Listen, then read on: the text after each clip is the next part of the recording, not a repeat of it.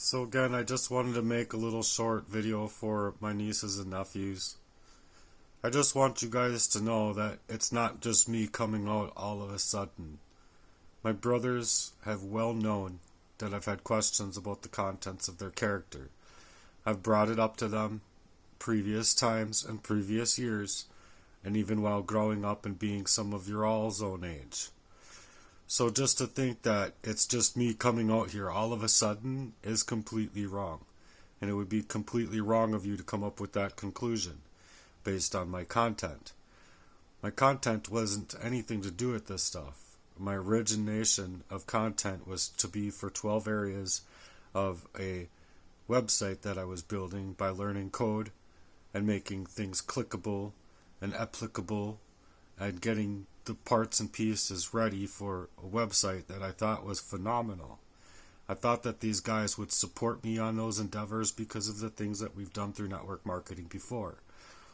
But that was part of my questions of their contents of character, is that I did not feel as though they were purporting to me correctly with how that they were treating the information within the systems that I was running. I believe that the systems that they created were specifically as well to target me, my time and energy and resources to be able to grow up a mission or to even be growing up a formula between us brothers as to suggest that were we going to have it in us to do this kind of thing to each other or were we not? Because I personally, in my heart, true heart of hearts, want what's best for them and myself in a network marketing group to be able to grow spiritually, physically, and emotionally together to be able to build something phenomenal out here in the world. And so, with me only working on an $8 microphone with my lyrical value, I think you can clearly see that it was me trying to crawl up out of a really bad place in my life that I feel very much was constricted and placed upon me for an identity theft. So it has nothing to do with me just coming out speaking out about these people just out of nowhere for no reason. Has to do with a lot of reason. And I'm talking like over 30 years here and there of periodically having memories coming back to me, then being also wiped away from my memories by trusting my friend Jesse Lee. And this man was just, I don't know how this man can even breathe, look at himself, keep his heartbeats going, any of that. Because this man, what he did to me is just phenomenally wicked. So I just want you guys to know that with true love and genuine care, I just wanted what's best for everybody in the given situation. Just for another short example, when I went to carpentry school, I'm the only one in the family that ever completed college. And my idea there, before joining, I said, well, as long as you're okay with us going from school and actually working together towards a business, like a deck building company, or that we could go into something together to make it lucrative and more lucrative together. Well, this was promised me, and then we got through 3/4 of school and ditched me. And then I was left in a really kind of bad way, I felt. And within the classmates that I had a few people recognize that I was in pain about it, which I was. And I had a few tears in a classroom with a bunch of people and my teacher. And it was a very heart-filled moment in my time on this planet. And so what happened there was that because of those tears, there's specifically a few guys in the class that were really taken by what had happened there, and they said that it's just a shame, and I'm sorry, Matt, I'm sorry that happened to you. And I'm really sorry that you're going through that. So it was really a hard time for me because not only had that happened, but my grandpa died. And I didn't have my grandpa anymore. And so I was not only conflicted with that, but I had previously lost my best friend. And that was Andy Tranner. And I believe that wholeheartedly that after all of this recognition I believe that he had been murdered. I don't believe that he just randomly hit a median going over, going over 494 over 169 heading towards Princeton. I don't believe that he just happened solo dolo on his own part just because I've known him and I knew him for a long time. But I don't know, that's speculative. I just don't buy it. That's all I'm saying. But either way, I just want you guys to know that I'm not just coming out here in a random event in my life, in the recent, and going, oh, it was them, blah, blah, blah. No, that's not it at all. And my heart's work and me coming out on this channel had nothing to do with this stuff at all. At all. I legitimately just wanted to create the funneling system for a very extraordinary website that I don't believe anybody out here is capable of creating besides me. And even if they were to steal it from me and utilize my idea and make money, they're still just liars, cheats, and thieves. And so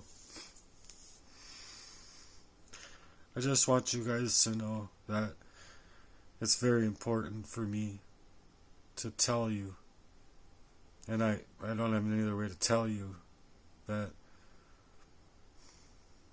well, I'm not just coming out here on a whim, because that would be completely wrong. Like, I'm coming out here because I figured out that these men were going to withdraw, just like they always had. And mind you, before I even said anything at all, I brought it to their attention, both of their attention, and gave them innumerable effort of time to make it right, and to make an emotional take an emotional stance of value in their own little brother's life. But the thing of it is I just don't think that these men had it in them. And so, if they're enjoying their lives in any kind of fashion in that kind of matter without actually doing this work, well, this is just a mirror then. Because it's supposed to show them that I love them, and I love them very much. But I'm not going to put up with people that are going to be doing this to me, no matter if they're blood or not. Do you understand? Does that make sense? I hope it makes sense to you. Either way, I just wanted you guys to know that it didn't come out on a whim. It was very timing of my life, because I feel like I'd be living to be 65, not practically feeling like I'm going to die before I make it to 45. I just don't feel like that's right. I don't feel like I've even lived half of my life then. I don't, and that's just me in the flesh living. As far as me personally living, the way I wanted to live was not being poisoned up all out of my mind. And if you're going to consider that just mental health, then I'm just asking you to think again. And if you go back and you actually go through every last little piece of my lyrics, I think you'll personally be able to discover that what I'm coming out here with is true. And just I wanted better. I wanted more family in my life, not less. And I've been constantly being set up by this hacker, Jesse, who is not my friend. He was not ever trying to be my friend. I didn't understand that it had ulterior motives placed in his life from jump to be paid to work in this fashion, but that is the gaslighting, or the word salad, that was used a long time ago from him. So I totally wholeheartedly believe that he's been paid to be a hacker in my life and target me from jump, so that it would be to target my love life, target my familial life, and target my friendships and my community around me, about me, and then at the same time just targeting me in the things that I love doing, and just the littlest things, in order to break me away from my own spirit of who I was as a person. And I never understood it until 43 years old, getting out of the the arsenic abuse and away from the people that were abusing me in that fashion. And mind you, it was really hard for me to get the words from my mind to my mouth. I wouldn't have just been able to do it on my own the way I did on all of my lyrical values. I was just trying to grow up the skill because I wanted a drum, so I was just trying to make the doom